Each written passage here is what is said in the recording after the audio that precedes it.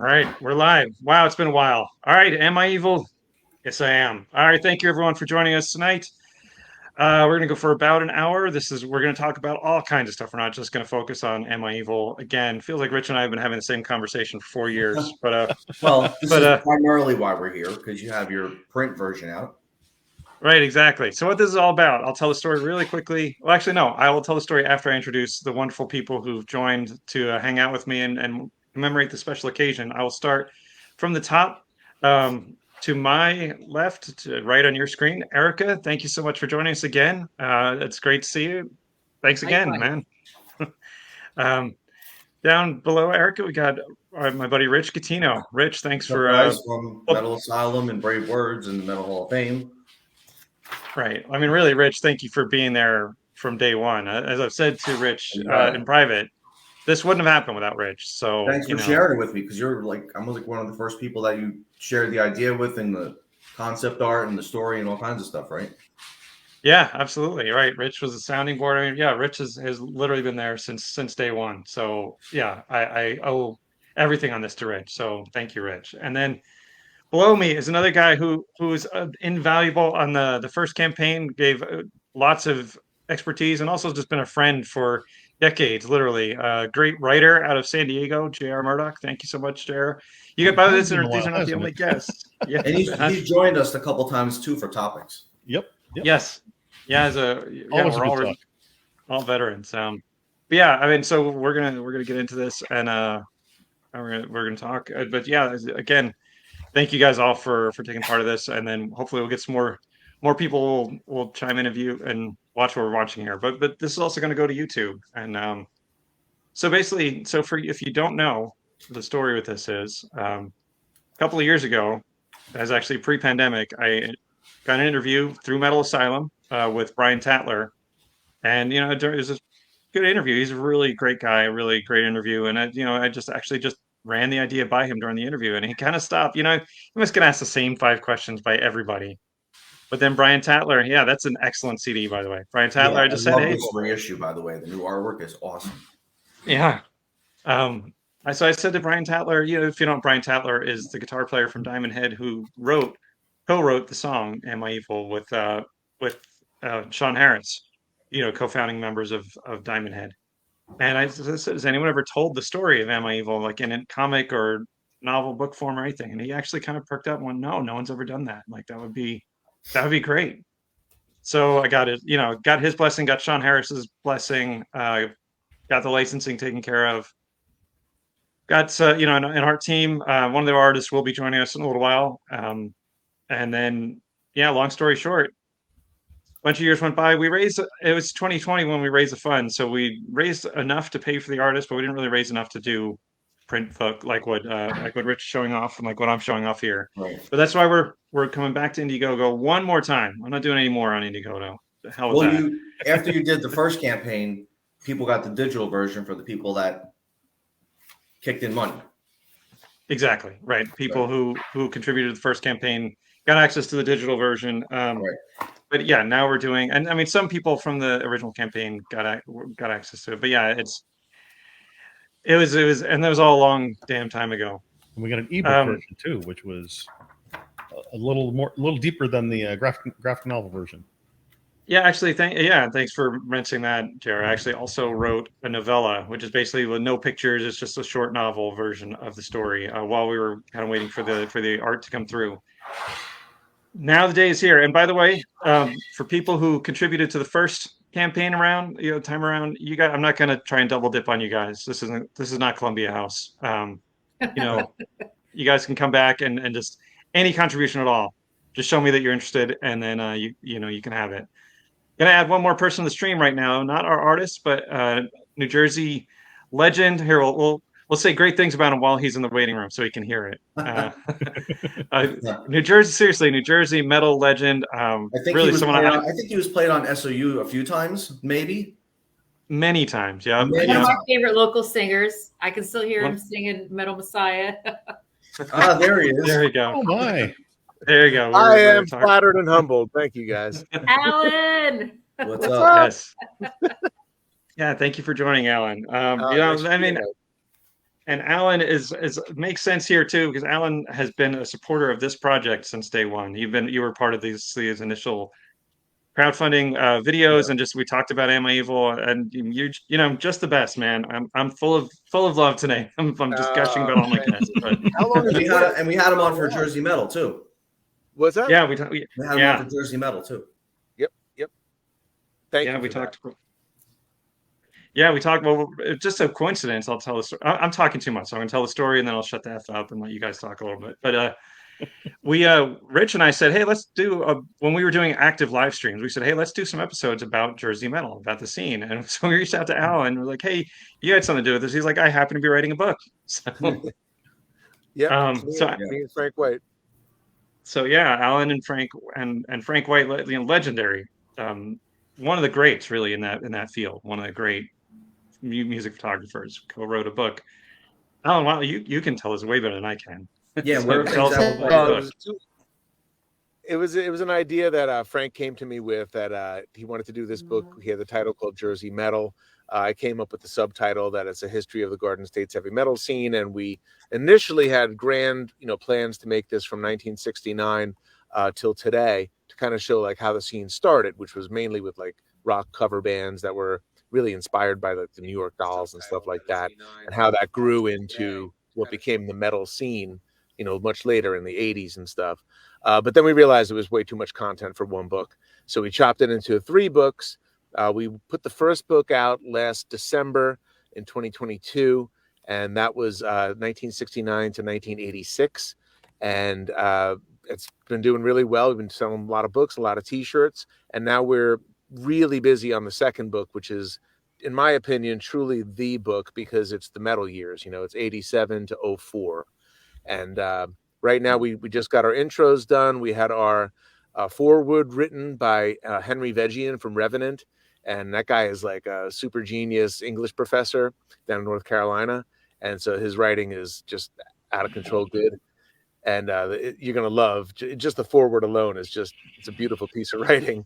Awesome. And Frank and I are writing our own little intros after that. And we're already probably, I would say, maybe only 10 pages are laid out right now with photos, but it starts with like Raven and Wasp and Slayer at the Capitol. That's like the Oh, very wow. first. Why?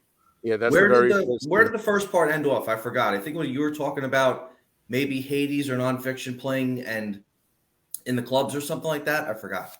The first book? Yeah. Well, the first book ends in 86, so I haven't Right. even released my first Hades record yet. That's kind of what the second book starts with. Well, you Also, talk about playing in the clubs, though. I remember that. oh yeah. What Yeah. do you mean, like Like when myself? Hades was playing and when you guys were playing in the clubs, but not about the album or anything yet. Oh, for sure. And there's a lot of Hades coverage in there before I was in Hades. So there's Right. like Hades Yeah. at the Paramus Band show. There's Hades at, a bunch of different gigs and stuff. At clubs that the Club 516, I think, Union Jack. Those were all Hades shows with Paul Smith singing, the original singer. So yeah, all that stuff's in the first book. And then the second book will launch, like I said, with that particular show at the Capitol. Certainly the Resisting Success stuff.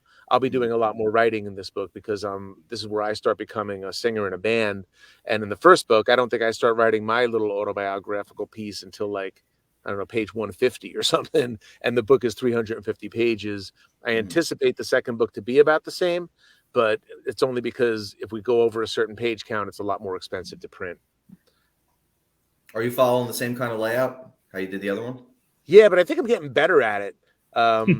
Because we had to redo the entire first book. I don't know if you guys knew anything about that. Did we talk about that ever? No. So I the didn't. first book, this is kind of a whack story, but it's worth telling. So the first book, I went to the Aquarian magazine, who I used to work for back in the mid 80s. And I said to them, or actually it was late 80s. And I said to them, could we access your archives? So this way we can grab ads from the actual clubs and we can see like what month and year certain bands played. It really helped us kind of timeline the book. And they were really gracious and cool about it. And, let us into the archive room a few times. Frank especially spent a lot of hours there, and we just needed photos of the metal specific stuff because the Aquarian's all kinds of music. It's not just heavy metal. And we Right. used a lot of those ads. Now, when I look back on it from a layout perspective, because I'm doing all the layout and all the editing, I really put too many ads in that just are too small.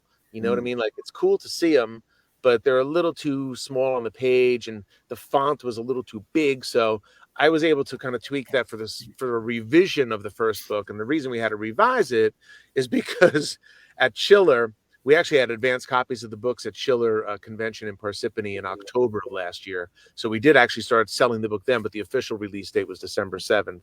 And Mark Skirman was there with his weird New Jersey table, and he's one of the owners of the Aquarian. So I brought him a copy. Frank and I signed for him. We gave it to him, and he was stoked. He brought it back to the Aquarian, and the other two owners of the magazine were, I guess, really not happy that we had all this hype going on online with people wearing our shirts and people buying the books and stuff. And we literally, Frank and I, just for the record, haven't made a dime off of this because we're saving up money to print the next revised edition and the second book.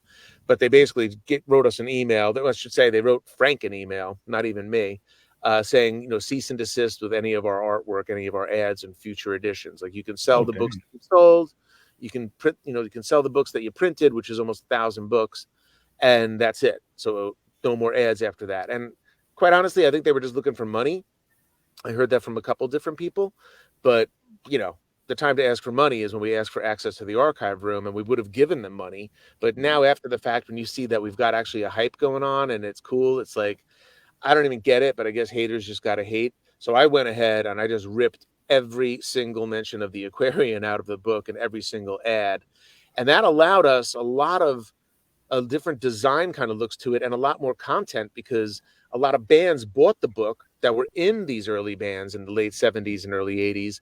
And they were like, oh man, I had this great story. I wish it was in there. And I'm like, well, now I can put that great story in. And you still have a ton of posters, mini posters and ads for shows and right. venues and everything still in the book. So any flyers stayed, but we also had a ton of flyers from bands that we didn't use because we chose to use the ads. And I mean, we give this gigantic thank you to the Aquarian guys at the end of the book, which of course is ripped out as well, with a photo of them, the three owners that they gave us to put in. Like, they were a part of it. We even printed our stickers through them to promote the book. So like, they were a part of it, and we thought this was kind of a win-win for everyone, but they shut it down. And honestly, I'm way happier with the way the new book came out. There's a story about Mountain playing Bloomfield College that's not in the first book. Alice Cooper playing someplace in Newark.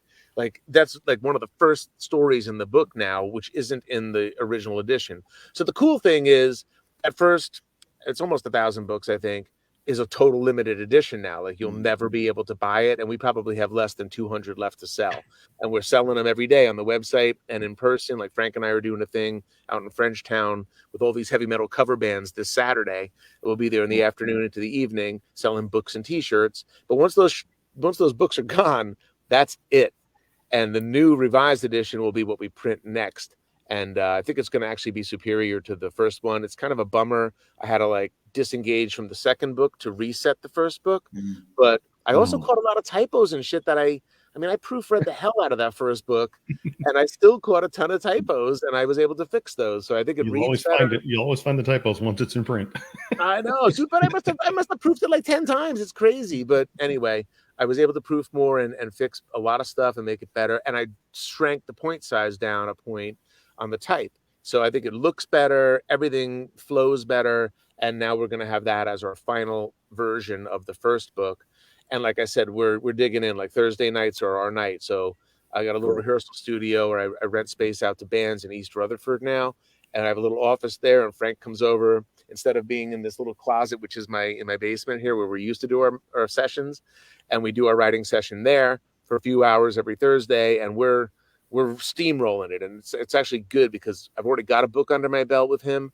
And it's just a lot easier to know how he works, how to work with him, and how to do the layout. And I think I'm getting better at laying things out too. So I think it's all good overall. It's cool too. I was telling Erika, because she didn't get it yet, that the book doesn't just have the bands that came out of New Jersey and the area. It's the bands that toured through here too and played the clubs and the arenas and stuff with all the Jersey bands and just everybody that came through New Jersey that was hard rock and metal. Yep, exactly. Yeah. No, I mean it's great. My hat is off to you guys. It's I mean New Jersey, like I said, obviously it's funny that Rich and I had a separate idea not to do a book, but to say we've got to honor the Jersey metal scene. Then you Just guys talk about put it, together yeah. this amazing book. Yeah, it's cool. And by the way, I proudly wear that shirt at shows and concerts and whatnot.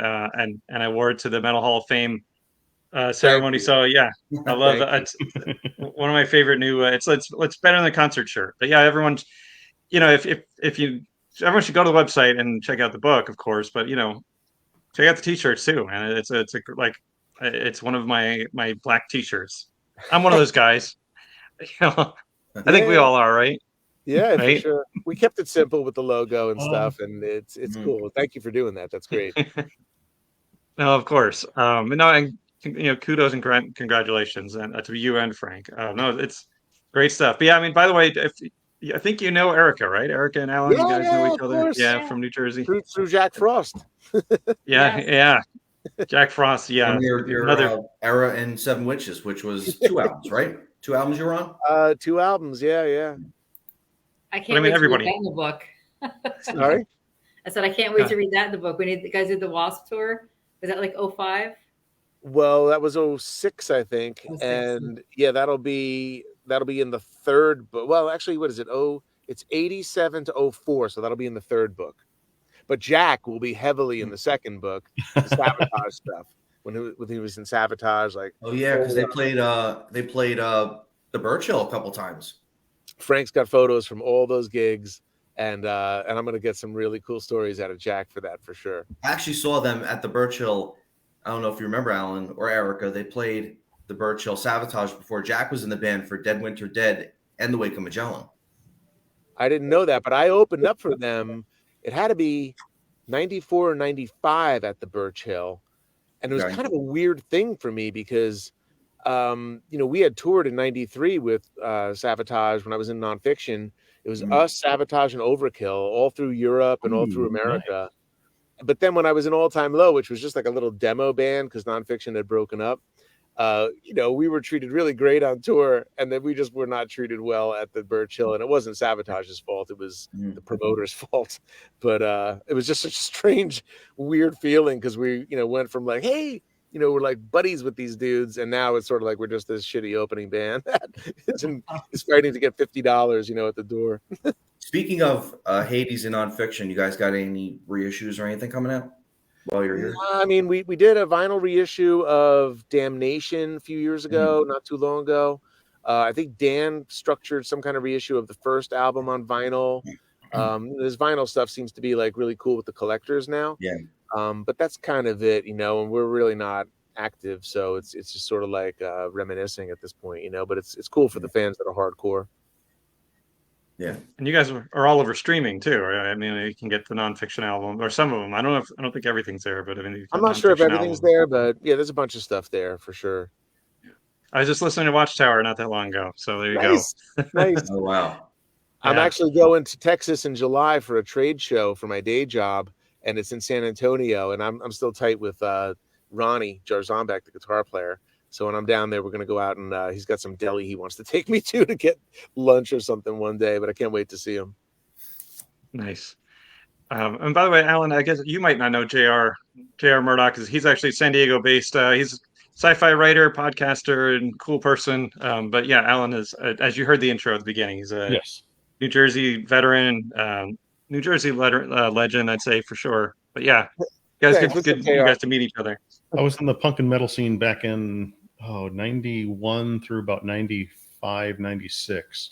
So my only claim to fame is we opened for Blink, who became Blink 182. Okay.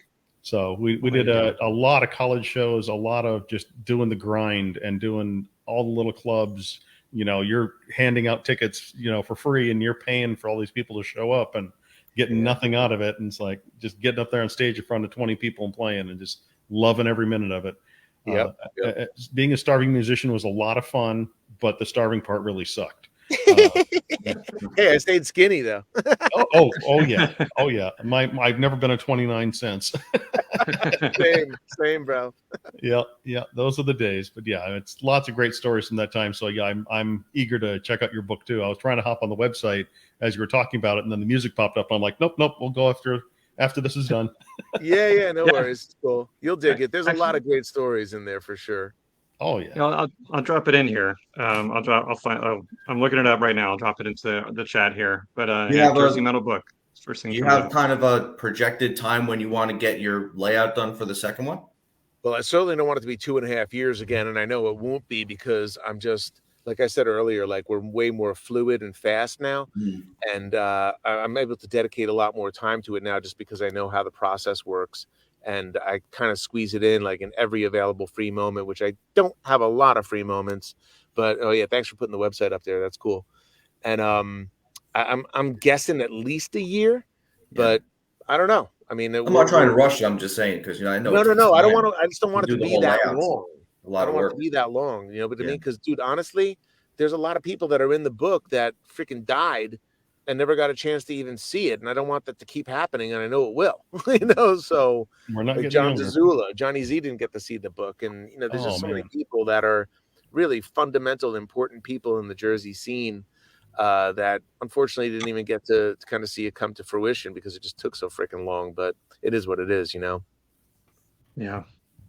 Yeah. I mean, I tried to get a copy of Am I Evil to Johnny Z. Like that's how long ago we started working on Am I Evil. I was like, well, if not for Johnny Z, I would have probably never heard the song. So I want to Right. get him some awareness of this. But yeah, unfortunately, yeah, Johnny Z, John Zazula, the founder of Megaforce Records, he and his wife founded Megaforce Records. Yeah, Is this where you Rich is guys repping first my heard thing. it? Because this is where I first heard it. It wasn't Diamond Head. It was the single That's for where I Freaking first Death. heard it. Yeah. Yeah, I first heard it through Metallica. What about you guys, Erika? Yeah. JR? Erika and JR. Was it at Garage Days? I think that's when I first was it on Garage Days? Yes. Yeah, that's when I first. 598. Yeah, I bought the cassette at the Woodbridge Center. That and Blitzkrieg are both on there, right? Yep. Yes. I still have my cassette. Yeah, I Oh, and have at It's that. the end not. they do. At the end they do the beginning of Run to the Hills, right? Yeah. That's the other one. That's Garage Is Days it? revisited. That's yes, Yeah, Garage Days revisited the very last thing they Okay. do. Yep. yeah, they do a different Diamond Head song on that one. They do Helpless on that one that you're talking about. Yep. But yeah, this was on that little tape. You couldn't. It was kind of for Metallica. It was kind of obscure. Like you had to get it on that single for a while. That was the only place you could get it. Was on that single that Yeah. Rich is showing off. You can And find then it on YouTube, but then it was put on to Kill 'Em All. Yep. Yeah, Yes. there's some editions of Kill 'Em All had it. Yeah. Yeah, Both you of can find them. it on YouTube. There's a little clip with Lars where he's talking about all the bands that inspired them, and he's like Diamond Head, and I'm like, who are these bands he's talking about? And yeah, this is all pre-internet. You couldn't go Google this stuff. So yeah, same thing. I'm at the record shop at Tower Records digging through, going, okay, where's the Diamond Head stuff? Where's all these bands he was talking about? And yes, they popped it out. And it's like, okay, I got to check this out.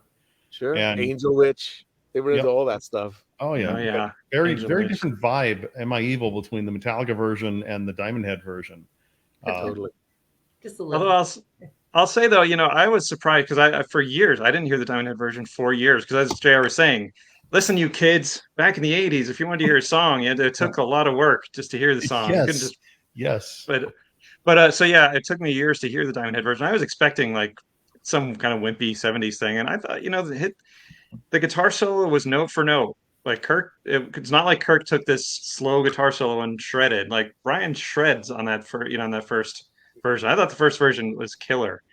However, I will say with the current incarnation of Diamond Head, they've put out a new, basically re-recorded "Lightning to the Nations" with their current singer. That's not this one, Raz. though. This is the most recent. Right, Okay. the one I'm talking about is on a white cover. Right, what Right. Rich is holding is that's still Sean Harris. So Sean Harris's vocals are unbelievably amazing. But the new version, I mean, the guitar, it's recorded in this century, so the production is incredible. Yeah. Brian Tatler's guitar is just crunch. To me, that's actually, I think it surpasses even the Metallica version. Their new one because it's got the heaviness and it's got the modern recording, the modern band. So check it out if you can. If you can, check out the one with the white cover. And this one's I great gotta too because check this it is remastered and your disc 2 has some extra stuff too. So this is really cool. Yeah. Very cool. Yeah, I mean Diamond Head, Alan, have obviously you heard this? Metallica. Have you guys or JR? I haven't. I want to seen hear this that yet? though. That No? looks cool, man. No, I have not heard it. Yeah, it's cool. All right. Yeah. Yeah, the remaster definitely helps. I bet. Yeah. And it truly is. I mean, that album never got its due. If you want to talk about the albums that should have been all over the world, I mean, thank God for Lars. Without Lars, none of us would have heard that album. And that album is an absolute masterpiece. I mean, Diamond Head are more than just those 4 songs that Metallica covered. Diamond Head are absolutely great songwriters. Actually, not just Metallica, but metal. Metal probably wouldn't sound like it does if it hadn't been for Diamond Head doing what they did. But just they never got the recognition that they should have. That A they're lot of those new people. wave of British heavy metal bands didn't, though. Yeah, a lot of them right. were way before their time. They were, 5-10 years Angel before. Witch and Saxon became pretty successful, very successful. But like Angel Witch and Tigers of Pantang and Demon and Satan, there's so many bands that were. Dude, really I toured good. with Demon. I toured in Europe with Demon with Seven Witches. That was so much fun. Those guys. really? God. It was really just. I just saw Satan like last year. They played with Night Demon and Haunt, and they were great. They never come to America. I know. We got to see them every single night, though. It was so much fun. It was such nice guys too. Like just chilling out with them. I mean, it was mostly just the singer, right? But all the dudes that were in the band at that time were phenomenal people. That's very cool. That's Nuwabum, right? New wave of British heavy metal, and be careful on the internet if you talk about that, because there are still people who are devoted to new wave of British heavy metal, and they will not fuck around. Like if you say like, "Oh yeah, I like Judas Priest," like they'll come to your house and argue with you. Like Judas Priest is not. So just no, the pretty voice of they weren't the real thing. But it's a great. I mean, Witchfinder General is another one I'll throw out there. You guys, Tigers. But I mean, Diamond Head are they're the Beatles of that genre. I'd say whether you agree about their music being the best, but they're the most popular. They're kind of the figureheads. Or of course Maiden, but Maiden. Again, those guys will argue with you. Like Maiden's not a new wave of British heavy metal. Maiden and Priest transcended that movement. I love that Erika mentioned the Run to the Hills thing and all due props to Metallica, but there was a time, I think it was in Jersey, where Metallica was at an Iron Maiden show, and they let Lars get up to do Run to the Hills, and he fucked it up so bad that Nico just went up and grabbed him and threw him off the drum stool and jumped in and started the song again. I was like, that's great. But I got to give props to Metallica, of course. They opened the doors for everybody, Grim Reaper, they were popular for a little while. They were great. Big time. Yeah. Raven, of course. Raven, still around. Raven. As I'm looking at a list, I don't want to forget anybody here. So I saw Raven in January, and they were the craziest MFers on stage. They had every bit of energy. You would have thought it was 1982. Like they were just absolutely around. I saw him at Dingbats last year. I was at Dingbats, and I had brought my friend Steve Trulio, who was an old Hades roadie, and still an old friend of ours. And he had this guitar that he's got everybody you can imagine signing. He goes, "I'd love to get Raven to sign it." And I'm like, "I'll get you to have Raven sign that." I said, "But I'm going to embarrass the fuck out of you when we meet them, because many years ago, I guess it had to be like 1990 or 1989. I was in Watchtower, and I was at the Noise Records Christmas party on Crosby Street in New York City. And Melanie was our office manager, receptionist, and that's John Gallagher's wife. And so John Gallagher's at the Christmas party, and I'm like such a massive Raven fan, especially back then. We used to cover Break the Chain in my band Prophecy before I was in Hades. Oh my God, we were so into them. And Crash Bang Wallop and All for One, like we were just all about it. And I couldn't believe I was in the same room with the guy. And I'm like, John, and he's just, if you've ever met John Gallagher, he's just crazy and nuts on stage, but he's such a nice, normal human being in person, off stage. And we were just bullshitting and talking. And I was like, John, man, we're drinking and stuff. I'm like, would you call my friend Steve and just say hello to him? I said, he is the biggest Raven fan. He got me into you guys. And just say hi to him. I said, I don't know if it was his birthday or something, but just leave him a message if he's not there. So he gets his answering machine, and I'll never forget it. It's just like, hello, this is John Gallagher of Raven. And he does this wicked high, crazy scream that went on forever. And I'm like, oh my God, bro. I said, you just made my friend's world. When he hears that message, he's going to lose his shit. And so the next day, I call him up and I'm like, Steve, did you get the message? And he goes, yeah, I got the message. And I'm like, dude, wasn't that cool? And he's like, that wasn't John Gallagher. And I'm like, don't tell me you erased the message. He's like, of course I erased it. It wasn't John Gallagher. I'm like, you're an idiot. And so now, all these years no. later, I mean, think about how many years went by, right? And this is just this past year. So I bring him onto their little, I guess it wasn't a tour bus, but it was like a RV. And he has his guitar, and they sign it. And I'm like, Steve, you want to tell these guys anything about erasing a message? And I already prepped John Gallagher for it. I'm like, John, I know you're too nice to rip on the kid, but just rip on him a little bit, you know? And John's like, what the fuck was that? What the fuck would you erase that message for? And it was so stupid Raven. Oh, that is awesome. Yeah, I'm glad you said that, Alan, because yeah, they're just so kind of just chill off stage. Like they're just just nice, just relaxed kind of guys. Yep. Then they get on stage and then they're like breaking stuff. Like when I saw them in January, they didn't have the hockey helmet, but yeah, I mean, it's just Well, they got absolute. the guy, I forget his name. Mike, is it? The guy who's in Fear Factory on drums. So that was kind of cool. Oh, I didn't even realize. Yeah. Don't they have a new album coming out this year? I think so. Yes, I think I just saw something online about that. Yeah. In June, Kyle. I think. Yeah, new Raven album. Sorry to everyone. Yeah, so Kyle Hazard. Actually, I didn't have not yet launched yet. We missed our 6/6 at 6 time, but that's cool. So Kyle is the artist who did all the interiors of the comic book. So everyone, Awesome. not worthy. So Kyle, we got Erika from Florida, formerly New Jersey. You sort of know Rich Catino. I don't think you guys have met. But and then down. What's up? I was online a couple of things of, that guy liked my thing. Cool.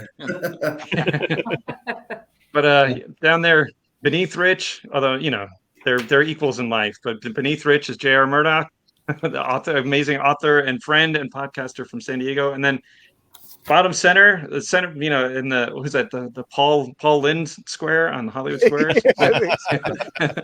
We got Alan Tecchio of Hades, Nonfiction, Watchtower, Mike LaPond, and just like 1,000 other bands. Just New Jersey metal legend, but a really metal legend. Alan Tecchio, Kyle Burles, everyone.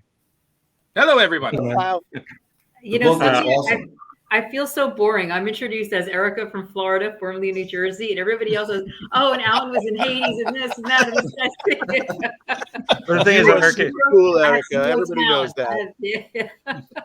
Erika, though, you have a bigger following and fan club than anybody here. So, that's so. But no, I mean, and actually, we've had Erika on the show a couple of times, and she just absolutely brings it. Like she knows more about some of the stuff than I do, and it's like we had her on about Rat and Bon Jovi, and I was like, holy shit! Like I got to do my homework, not about Bon Jovi, but about other stuff. Hey, I defend those first 4 albums. I just need to back up for 1 second. So Alan, you had mentioned Magellan. I don't know if you know this story, but Rich and I went out to see you guys. In Long Island. What was that club in Long Island? It was the Wasp tour. What was that? What was that club, Rich? I don't remember. We were with Kevin Myers. It took us like 4 hours to get out of Long Island because there was no GPS back then. It was like 2005, and I just remember because we're like, "What are you, some kind of Magellan?" Yeah. You remember that, Rich? Yeah. You guys played the Starland too at that time, didn't you? Wasp? Yeah, Starland. Crocodile Sorry, Rock. I don't know how to shut this thing off. We played the Sundance a lot out on Long Island. I think we played Sparks. I don't remember a couple the name. smaller clubs, but the bigger shows were always at the Sundance for sure. Nice. In fact, one time Maiden headlined. It had to be the Seventh Son of a Seventh Son tour at Nassau Coliseum, and we went out there. And because of Jimmy Schulman, our bass player in Hades, we were able to get up on stage with Maiden and sing background for the Loneliness of the Long Distance Runner. Oh, nice. With the Anthrax guys, which was super cool. And then we blew out of there and raced over to Sundance and opened up for Overkill at night. It was one of those amazing nights you never forget, Wow, that's incredible. Yeah. Wow. I got a pair of drumsticks on the Power Slave tour. That's pretty cool. But that's all I got. Well, Erika has some pretty awesome Maiden stories too, though, right? I mean, you've met Nico and some of the guys, right? So Nico owns a restaurant down here in South Florida, so he does an anniversary party every year. So I've hit that a couple times. I met Steve Harris. He's like my favorite. I look like a serial killer in the picture. But I still want to meet Bruce. And he was just at Rock and Roll Ribs like 3 weeks ago. Oh wow. Well, Yeah, I hopefully mean, we'll get those U.S. tour dates soon this year. I Maybe know, like later this year. they're playing California at the beginning of October, and I'm like, I'm going to be 50. I know I shouldn't say I'm going to be 50 October 13th, and I'm like, how cool would it be if they like played on? I would fly that like, if they played on my 50th birthday. That would be awesome. And they did in 2006, I think it was. They played my birthday. It was like, and I was there with all my friends. I'm like, it's like Maiden played my birthday party because we were like up front, general admission. I'm like, I had all my friends there, so they played my birthday party. That's Nice. cool. Nice. Maybe I that saw one last day. year. Sorry. I know I Maybe should that one invite all. day is going to be the start of the tour, and they just can't announce it yet. You know. They'll announce Yeah. it later.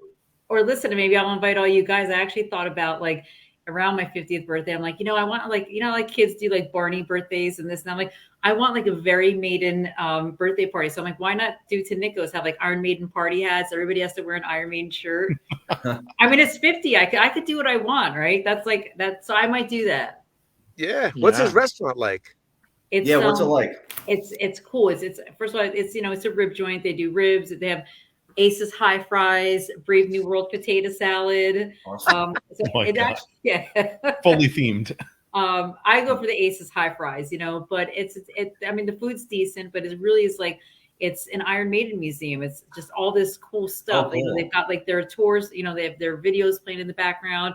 There's Nico's drum sets, there's records, and once in a while, like he'll pop in there, but it's super cool. And if you ever have the chance, he does an anniversary party every year, usually like, early to mid December. They've had Patrick's there every year. Patrick Johansson. He plays every year. I know, that crazy fuck. I love that guy. I love him. Yes, totally. Ripper Owens, he's been there, a couple years. It's just, it's a fun time. And, he does like, he actually used to do this band, Dodgy Enterprise. And they did like, it was like a Bad Company tribute band. So there's like Nico, and then, at the end of the night, they do Iron Maiden. So it's a good time. very cool. That's Yeah. really cool. Yeah, we'll get down there, Eric. But if you're going to do the thing in October, I mean, I don't have like, I'll have to sell my house if I'm going to go to that show. But that's the thing, like it's like Maiden, AC/DC, Metallica, and like there's a bunch of other like giant, and it's huge. It's a big deal. It's actually where it's at Coachella. It's where Coachella is held. So What's the festival called? I don't remember the name of the festival. Power Trip Festival. Hold on. Yeah, it's something like Yeah. $400 a night. Yeah, Really? I mean, JR could drive. It'd be the same distance for JR and me both to drive in opposite directions, but I could get there. But yeah, I can't pay those kind of I prices. have a friend that actually, Alan. So this is like going back to like mid to late '80s. Do you remember the band Raise at all? They played do you remember the Mingles Down Under Club in South Amboy? And I was a little late to the party. Like I literally was like a freshman in high school. I went to like their last 3 shows. I saw Kix, Lizzie Borden, and nice. a friend of mine, Back in the Aaron. day. His band Raise used to open up for like Xenon there. And he actually lives out in Palm Springs. And he's like, he's like, come stay here, him and his wife. And I actually debated, and I'm like, but I don't like 2-day festivals, like they're long now. Yeah. Well, this Power Trip is only huge names, so I don't think they're going to be adding a lot of other bands. I think it's just, I'm looking at it now. It's Guns N' Roses, Maiden, AC/DC, Ozzy, Metallica, and Tool. And I think they're all doing 3 or 4 hour sets. So it's probably just going to be those big names, and that'll be it. Wow. Arguably the 6 biggest, metal bands right now, or in the last 20 years or 30 years or however old we all are. But yeah, I mean that's an incredible festival. But the biggest names. Yeah, it's just crazy expensive. That's the only thing that's keeping me from going. Aside, also the crowds and all that. I mean, the market's up, Jack. Sell your house, just like you said you're going to. There you go. Yeah, that'll be worth it. I'm sure my wife will understand. Camper and Right. I got a quick bingo story if you want to hear it. Yes. This was we played I could tell you so many shows as a band where we like went out of the state and headlined, and a local opener like blew us off the stage. Like that happened all the time with Nonfiction up in Syracuse or wherever. Where was Mingles again? I'm sorry, Alan. Where's Mingles? Mingles is South Amboy, right? I think it's on Route 35. Yeah. Yep. And then it burned down. It burned down, right? So we opened for Testament there on the Legacy tour with Hades. Wow. And I will tell you that is one of the only times, and this story will be in the book, where we were the opener and we outdrew the headliner and just crushed them. But they were amazing. It's not that That's they the weren't first good. album. 87 is the first album. Yeah. Right. That's why this story is going to be in the book, because right at the beginning, because that's what we rolled in there, and we weren't on SOU so much. Nonfiction was the big SOU band, but Hades, we were getting attention and people knew us, and the band was around for a long time. So we had a good following, and it was a Jersey local show. So we had a great turnout. Maybe, I don't know, I'm going to say maybe 200-300 people or something like that for Mingles. It was pretty packed. And there was like maybe 75 people left for Testament when they went on, which was really weird. But I'll never forget, they sound checked with Disciples of the Watch, which wasn't out yet. And I just remember watching them sound check with that and thinking, this is like the greatest metal band ever. And I really That's on the didn't New Order. That's on the next album. That's right. Yeah, that's that's right. right. They were playing some new songs from the forthcoming record, and Cool. this is what they sound checked with.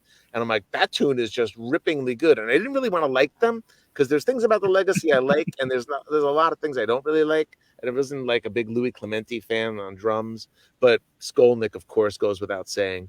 And they were phenomenal that night. But it was just one of those nights where we kind of we stole the show, and that never ever really happened with us. It happened the opposite with us a lot, where we were the headliner and the opener blew us away, and the place emptied out when we went on. But that was one little ego stroke I can remember fondly. What year was that, Alan? 87, I think, right? You know, I miss the days like, the Aquarian, the EC Rocker. Like, remember, like you couldn't wait. It came out like on Wednesday, right? Yeah. And I always remember like going to like the 7-Eleven, $1.25. Like you just couldn't wait to see like what shows were coming up. Like, let me look up L'Amour's, let me look up Mingles, let me look up Club Benet. And then it was like later on Studio One, the Cricket Club. Like that's how we navigated our shows, was like and then looking at the announcements in the back, like, hey, long hair dude, saw you at the Birch Hill. Yeah. Respond to me here. Those are great days. I know. I totally, anyone will tell you I love nostalgia, and just, I was young when I started going to rock clubs, it's in my blood, and that's crazy. That's how we navigated it. No maps. Like, how did we get to these clubs? By the grace of God. Oh, how did we get middle- home? Right. Yeah. They were in the middle of nowhere. So and we used to just go up to Studio One in Newark, by the way, and just And like go bands up and went hang on out. so late, like after 12, right? After 11 and 12, 1 o'clock in the Oh morning. Yeah. I remember leaving Studio One night, and I'm driving down the road, and there's just a car on fire, and I'm like, oh, I just like flew out of there. I'm like, fuck this, I'm out of here. Somebody always got their car broken into at Studio One. It happened to me for sure, and it happened to my girlfriend at one time. It's just like notorious, right on the edge of like Newark, I remember at Studio One, I got the CD single from Steve Brown from Trickster for Line of Fire. I don't know if the album was out yet, but I remember he gave me the CD single. I have it here someplace. Pretty cool that I still have that. He Great just played song, at by the way. Dover. He just played at Dover Dodge last weekend up here, the car dealership solo. Yeah. Just him playing like old Trickster songs. Acoustic or something? No, I think he was plugged in. Oh, Somebody sent me a video of it. I have to see. Let me see. I'll see. that first album's great. While you look that up, Alan, my favorite memory at Studio One is, I don't know if y'all know, but I'm a huge Blitz fan. Like I liked Overkill, like the first 2 albums. And I remember he comes up with like, this will be a cigarette. He comes up, and remember like the bands used to have to walk through, they'd come up the stairs, they'd have to walk through. Yes. And I looked up, and he's tall, and I like hit him in the chest, and he's like, what's up? And I'm like, oh my God. And I hit my sister. I'm like, that was Blitz. I'm like 19 years old. I'm like, that was Blitz. Dude, I heard That's a story that when he was in Rockland County many years ago in the early days of Overkill, but they were really starting to like Power and Black demo days, but they were popular. And he got a job as like a custodian in a high school, and he had to quit because the kids kept chasing him down the hallway because they were so into him in the band and stuff. Oh, that's fun. Probably didn't wear the Kyle liner. That's like Oh, 83, 84 if it's the Power of Black EP, Wow. It could have been. It could have been. Yeah. right?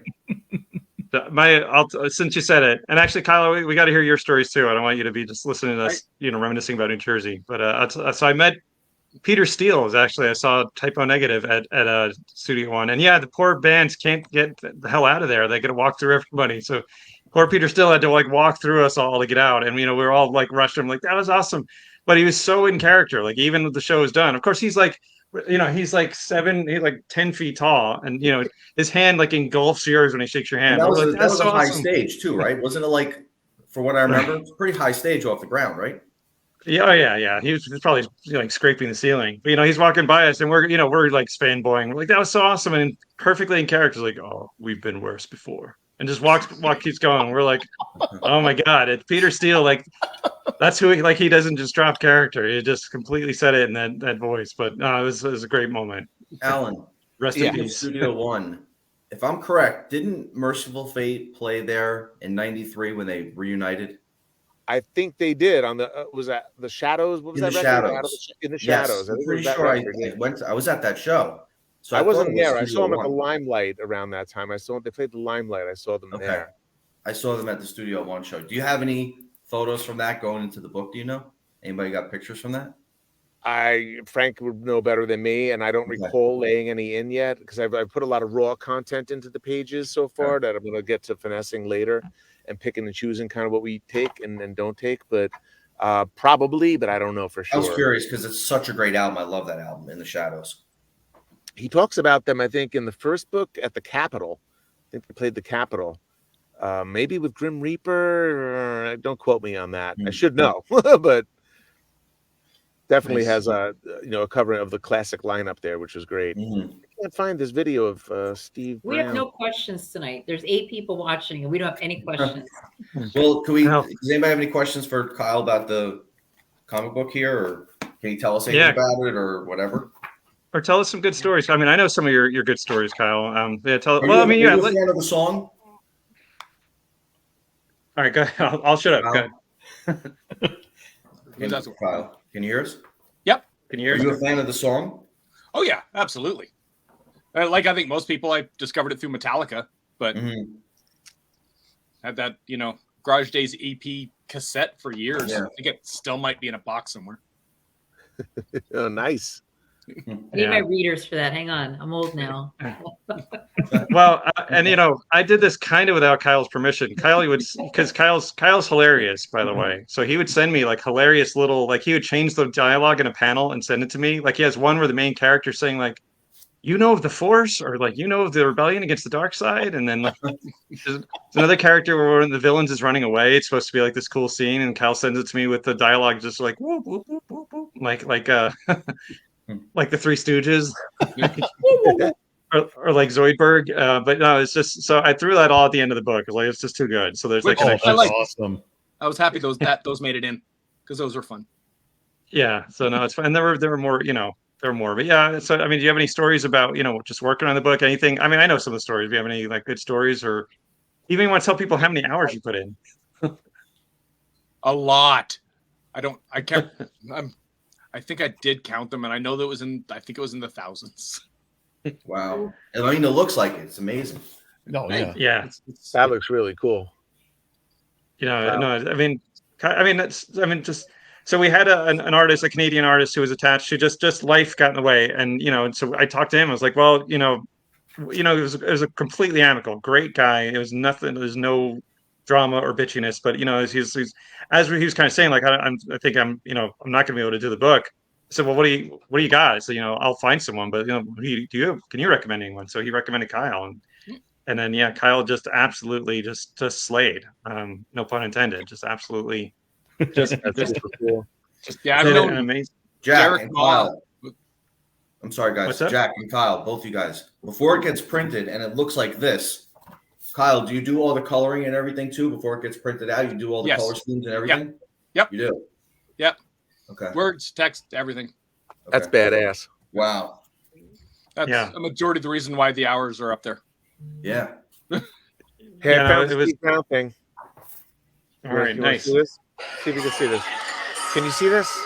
Just give it to me good, so sing along if you know the words. Oh, for Trickster. Yeah. That's Steve Brown at Dover Dodge. Is I think that that's Dover Dodge. give it to me good? I think. It's like a Yeah, that's what he yeah, said. it's give it Yeah. to me good. Do you want me to sing? I'm not doing this right. Yeah, you can see it. Yeah, we hear it. We see it.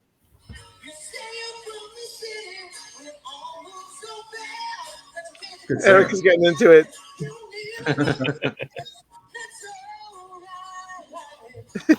Well, he did say sing if you know the words. Listen, you want to hear me sing? I'm a good lip syncer, though. Y'all know that. No? Uh, I They used to thought play you them were on opening up SOU for all the Kiss. time. I'm cool with Steve Brown, but I'm not a huge Trickster fan. I saw The them reason open up- is, was sorry, that- go ahead.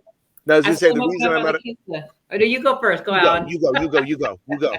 I saw them open up when they first came out on the Revenge tour with Kiss. That was pretty awesome just to see some Jersey Yes. boys up there. They Yeah. did some big tours, some Yeah. big tours. Yep. The Yeah. reason I wasn't a fan is they broke the attendance record at the China Club in Hillsdale that we used to hold when we were in Hades. You have that in the book. That's the other thing you put in the first book. I did put that in the book. Yeah, I Yeah. said I said Hades. We should have thought of putting pink balloons on stage and kicking them out to the crowd. That's why we didn't get that, because that's what those guys did. But all credit to them, man. They did some big stuff for sure. Yeah. I was good. He sounds great, and that I mean, I'm listening to your phone through the computer. So, but he sounds great. I mean, some of these. I mean, we talked about this actually when we were promoting the Michael Pond album, because we were saying like Alan still sounds incredible on that album, but thanks. some singers from that day don't. They've lost a step or two, but True enough. he sounds great. Sounded great in that little clip. Yep. More power to him. Are you still singing, Alan? Are you singing on anything coming up? Yeah, I wrote a song called Frank White's Wallet. And it's with my band Level Fields, which is two guys in Germany, and my bass player Clint in right here in New Jersey in Chatham. And I wrote it a while ago because one night we were here working on the book, and Frank took his wallet out, and it was like I could find the photo of it. It was terrifyingly old and full of a million things. I'm like, how do you use this? Like, one he of has those a wallet. Like, wallets? how do you even like find anything in it? And he was like, oh no, I know where everything is. And then he ended up getting a new wallet. But I said, before you do get a new wallet, I want to take a picture of that wallet, and I'm writing a song about it from the perspective of the wallet. That's funny. So That's awesome. it's sung like as if the wallet is, singing the song, and it's all about where he went with Frank and all the shows they went to and stuff. I got to find this photo though, because it's hilarious. Wait, So Frank Alan, White's wallet. Go ahead. Your bass is it Clint Arendt, or is that who It it is. is? You're Yeah. still jamming with him? Oh yeah, I just talked to him this evening. Actually, Tell him I said hello. I will. Clint's doing great. We all met But, at Dingbats one night, and then I ended up hooking him up with Metal Mike when he played that gig. That's right. And then Oh, that's right. He was in Pain Museum, right? Yeah, there's the wallet. Oh my god! Wow. That's just ready to fall apart. It's a Costanza wallet, right? Like George So I Costanza's gotta wallet. get out. I track all my vocals now lately at my friend's studio in Stroudsburg, Rock Hard Studios. Dave Reiser, who's also going to be in the next book with his band Wicked Tricks from back in the day. And I just got to set time to get out there and track that song, because I haven't really gotten behind the mic, except for like friends bands where I'm just jamming with them at parties and stuff for fun. So I'm still singing a bunch, to answer your question, Rich, but just kind of for fun and with buddies and stuff. So this thing will be like a song we track, mix, and we'll release it digitally for sure. Mm. Can you belt out a Mental Messiah for? That was always, every time when I went to see like the 70s, that was always my favorite song, because you used to sing the shit out of that song, like all of them, but that one just always stuck in my head. That and I think I Peter. might blow the speakers up here if I do it.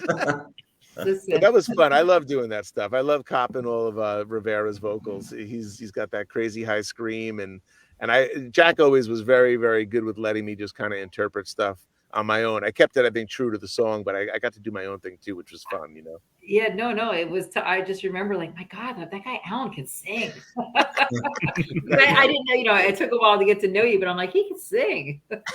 Thanks, Jack. I know we're getting towards the end here. Can you do another plug for your book and what's going on and what have you? Yeah, so you know what? Let me let's just do this. I'm gonna click over and officially launch this thing, and then I'll put up the link on our screen here. But yeah, I mean, I don't know. I mean, Kyle, why don't you tell people a bit about your other projects, and but let's also talk Am I Evil. I'm gonna click away actually, so I'll be here, but I'll be kind of like doing this. Well, what does this mean? You're launching it, and how long is it going to be active, and then what happens afterwards? So basically, yeah, I mean, I can tell all that. I'll tell all that. I'll come Okay. back. Let me launch it, and then I'll come back and All right. fill in all the details. It'll probably take us up until we're out of time. But Okay. but yeah, Kyle, go ahead and plug some of your stuff. You haven't gotten as much of a chance to plug all Um, the stuff you got going on, and talk about Am I Evil too. Whatever you want. 2? What? We're doing a second book? No, that's not what I Crap! meant. Oh wait, no. Spoiler.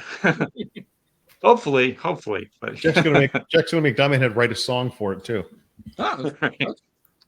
I'm in. Yeah. I don't know if my wrist is, but we'll find out.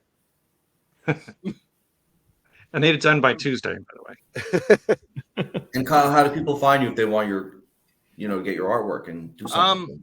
At Kyle Hazard. I am pretty much on all the socials.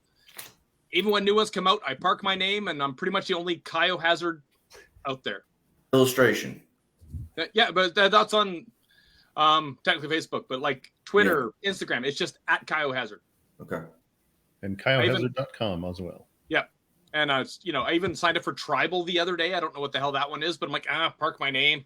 It's the Twitter. It's supposed to be the Twitter replacement when Twitter crashes and burns. Yeah, but I think that's what Hive was supposed to be, and Mastodon. And Yep, all of them. I that's what they're all touting. Those two, but I don't post on them. Yeah, I thought Mastodon. Yeah, when Mastodon came out, I was like, "Well, it's a great band, but what are we talking about here?"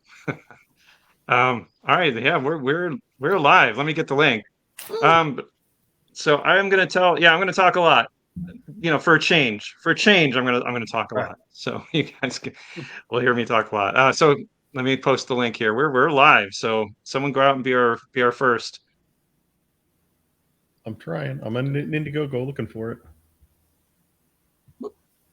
There it goes. So all right. So let me tell some stories. So this thing, like I said, I gave you the beginning. I won't rehash the beginning, but yeah. So we got the book is out there. So this campaign is to get these in your hands, these the print editions of Am I Evil, the graphic novel. That's really all we're doing. So I mean, as I talked to Kyle about this, I've been a little bit slow. I don't know. I have not done as much promotion as I should be. I should be spamming. I should be losing friends left and right by just talking to them. I should be like going to Starbucks, being like, "I'll take a venti, whatever," and buy my book. That's what I should be doing.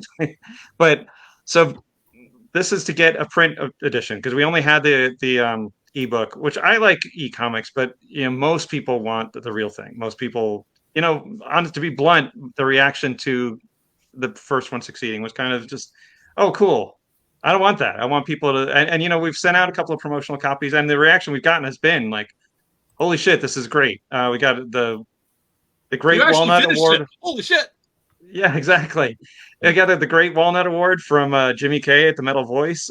Pete Pardo of Comic Book Geezers and Sea of Tranquility said it's a fun read. He did a little video just showcasing it and talking about how the great art, and he liked the story and everything. So this is what we want, and we want to share this with everyone.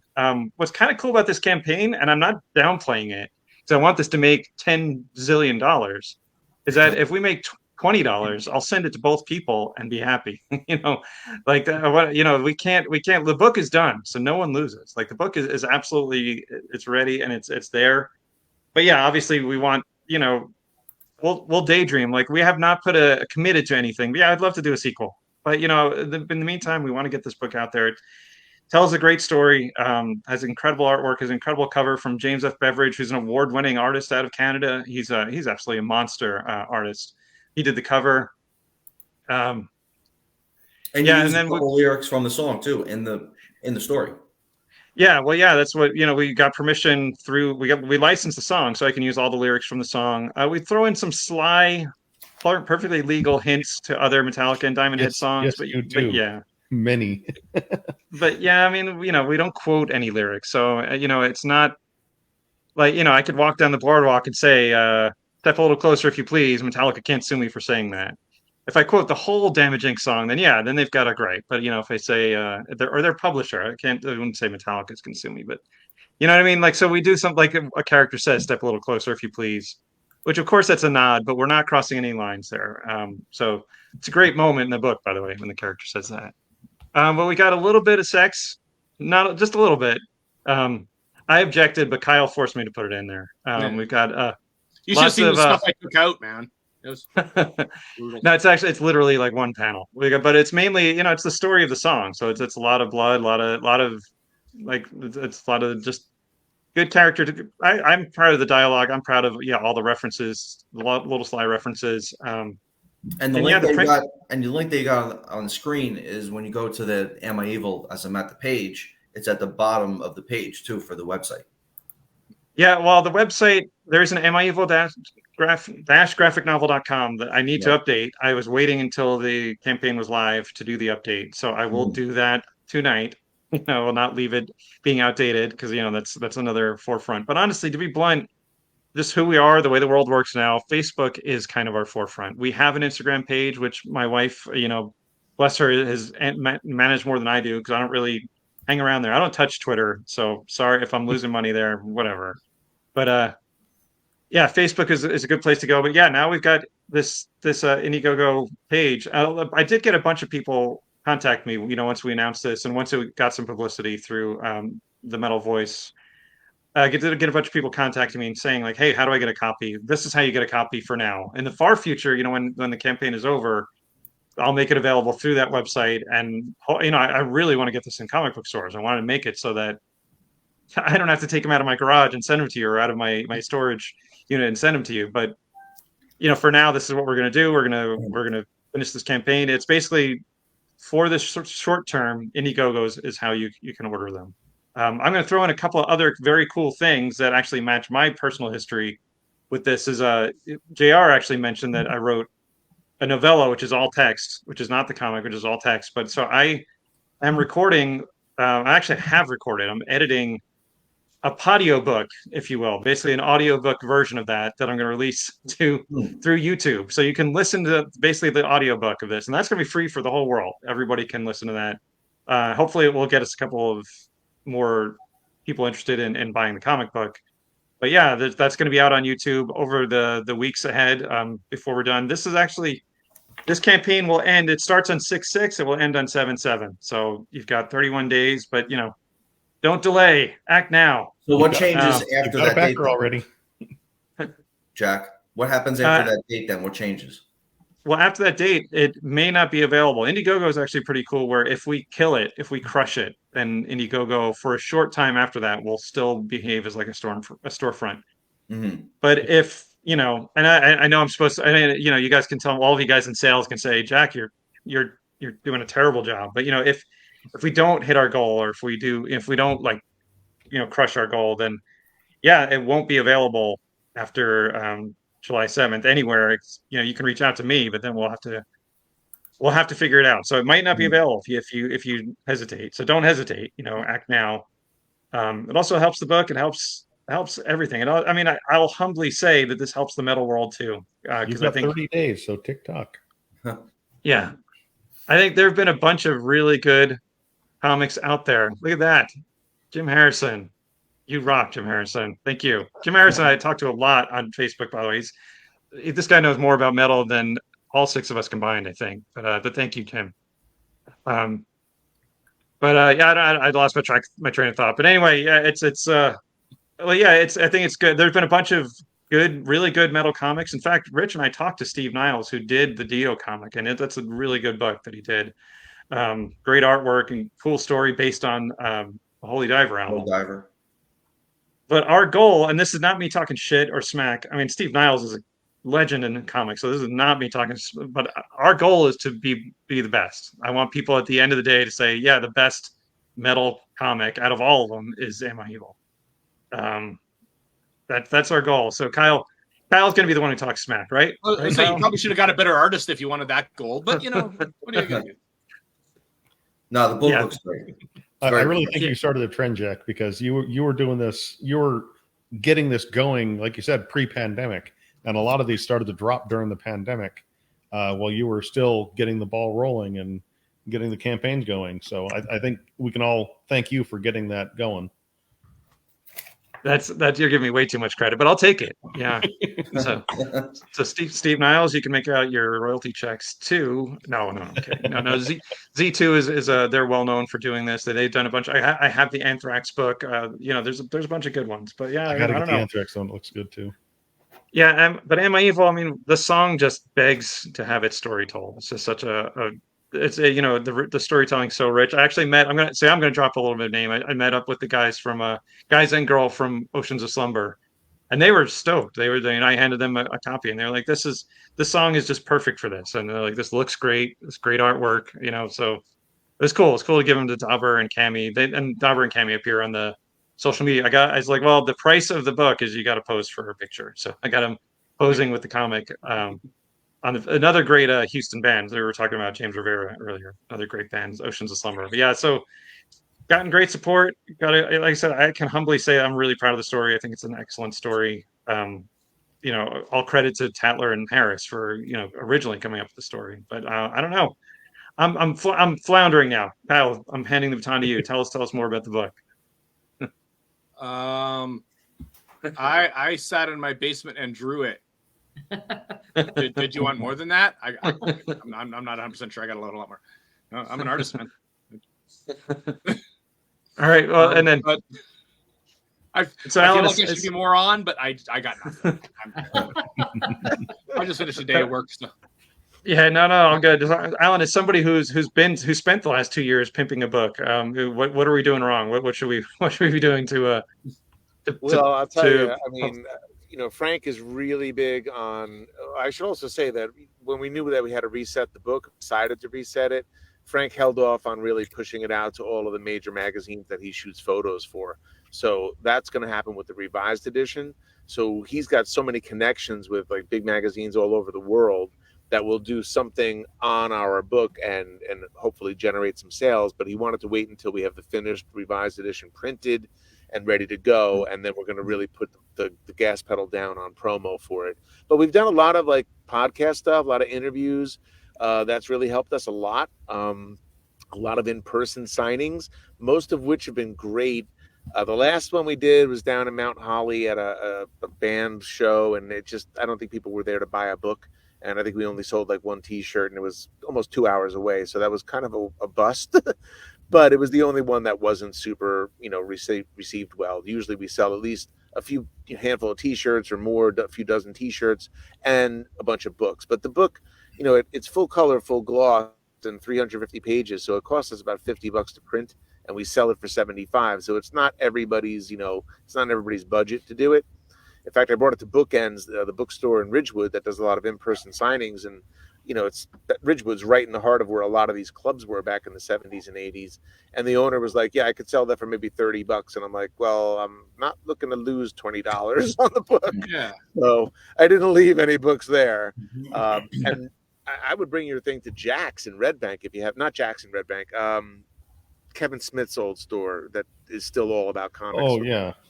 Secret Stash, right? That's the place you should definitely try to get it in, because I brought our book there and the guy was super cool, but he was like, this is a comic book store, man. And there were people there that were like just aficionados on a high level. It's a world you guys understand much better than I do. I have an appreciation for comics, but I'm not in that world like you guys. But that is like home base in Jersey for sure, for getting exposure. So I would get up to them and definitely try to get them to carry it if you could. Yeah. No, that's good. Yeah, I mean, for me to come from Phoenix to Jersey to get it on the shelves, that's. But no, what you're saying is spot on. Yeah, make Catino do it. Yeah, no, but what you're saying is spot on. Yeah, no, I mean, I'm actually pleased to. I just looked as you were talking, Alan. It looks like we already got a couple of contributions, so I'm pleased. We're off to a good start, like in the opening minutes, and yeah, I got my work cut out for me. I'm gonna reach out to all the big. Like I said, we've already gotten nice coverage from Metal Voice and from Pete Pardo, but yeah, I'm gonna reach out to all the big. I'm not gonna drop names and put them on the spot, but I'm gonna reach out to all the big metal zines and outlets and try to get people to talk about it and cover it, and we'll see. But like I said, I mean, honestly, we're right now we could close the campaign down right now and I'll be happy. Say like, all right, we made a couple of bucks. We'll ship out those 2 books to those people and call it a night. No, but it's. I would definitely get over to Europe, man. Hit the European magazines. I mean, your thing isn't, a fat heavy book like mine. It's hard for us to mail stuff out. Like I got a store in Germany, like a hardcore metal store that wanted to buy I don't forget what it was. It was like 3 boxes of books, and the shipping was like stupid expensive. And he's like, I'm gonna have to charge over $100 for the book, and I'll almost be breaking even because of the shipping. So that doesn't work for us. But for you, it probably wouldn't cost quite as much to mail it. Send it to Rock Hard or whatever magazines you can, and just try to get some kind of coverage on it. And I guarantee you that'll get some sales. Somebody that's going to be at one of the festivals too. All the European festivals are happening over the summer too. 100%. 100%. Yeah. Headbangers Open Air, Keep It True, obviously the big ones, Vakken, like all the Sweden Rock Hard, sure, Summer Breeze, like all the big ones, and try to, I don't know, do something with them, to get the word out. Yeah, well, right, and Diamond Head, as we talked about at the top of the show, new wave of British heavy metal. Yeah, so yeah, like I said, I shipped Brian Tatler and Sean Harris their copies, and yeah, the shipping was shocking. And that's for like a thin little book. It was shocking, but yeah, you're right. But I mean, Britain post Brexit is ridiculous. I had to stop selling prints to Britain just because the VAT tax is just insane. Like I was like, I can't sell my prints, like, because I usually I got normal prints like that for like 11 by 17 things, and they're wrapped in a tube. They're like $10-15 for me to ship pretty much anywhere in the world, and Britain was like 40.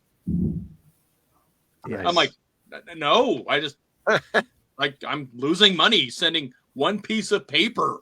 Yeah, no, exactly. Well, so I'm gonna actually, Kyle, if you can take us out, I'm gonna go around the horn and say thank you to everyone, because I got a little one out there too, so I'm gonna walk away from the campaign and go hang out with my little one. But I'm gonna say thank you to everyone. But Kyle, I'm gonna ask you though, Kyle, can you just tell the Doug Bradley story if you're allowed to, and then about his artwork on the wall, or your artwork on the wall. Yeah, and then I was at go ahead and tell that, and then I'll say goodbye to everyone. I was at a horror con couple years back. Actually, oddly enough, I will be at that same horror con in 2 weeks, where I will be pimping out the book and the Indiegogo. But at a show, and I have a print that it's gone quasi viral. It goes around of like, it's the Lament configuration box, as if it was like a 1950s comic book advertisement. From Hellraiser. Hellraiser, yeah. Oh, okay. That's it. And Doug Bradley, the guy who played Pinhead, was at a show, and I go up and I give him a copy of the print, right? Because I do that for shows, and 90% of the time I'm like, assume the actors go, "Oh, thank you, Ben." But like, he's like, "Oh, I really like this," and his wife comes up and she's like, "I know exactly where we can put that." I'm like, "Oh, that's awesome." You're lying. But then about a year later, a friend of mine messages me and like, "Doug Bradley is live streaming on his Instagram. You should go look behind him." And he's in his kitchen with his dog. It was just this weird Instagram thing of him going, "This is my dog's birthday," right behind him on the wall. I'm Pinhead's wall, so I'm like, that's awesome.